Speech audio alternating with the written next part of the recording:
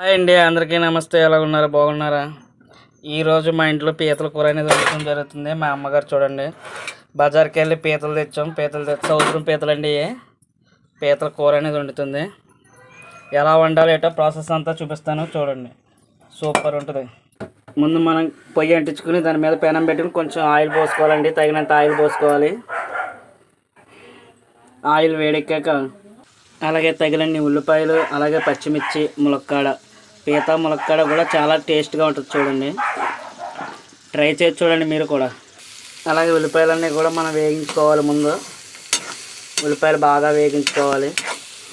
ఉల్లిపాయలు బాగా మగ్గనిచ్చాక అల్లం వెల్లుల్లి పేస్ట్ అనేది వేసుకోవాలి.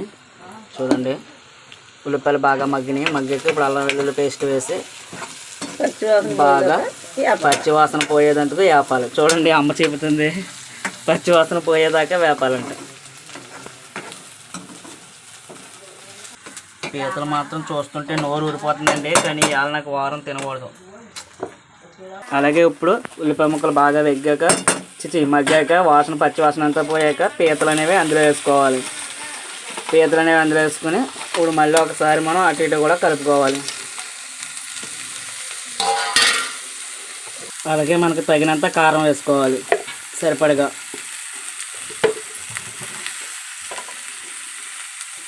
తగినంత ఉప్పు కూడా వేసుకోవాలి.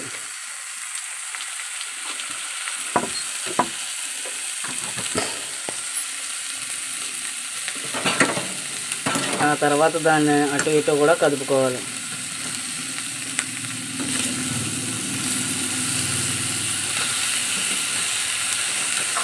పీతలు అనేవి కూడా కొంచెం లైట్గా మగ్గితే బాగుంటుంది దాని టేస్ట్ అనేది.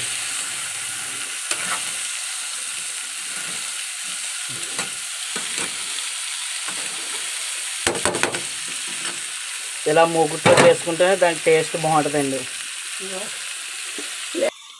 అలాగే మనకు తగినంత చింతపండు అనేది తీసుకోవాలి.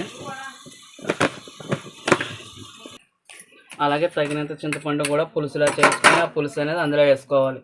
చూడండి, కూరలో చూడండి, కూర మాత్రం భలే సూపర్గా ఉంది. చూస్తుంటే నోరు ఊరిపోతుంది కూర.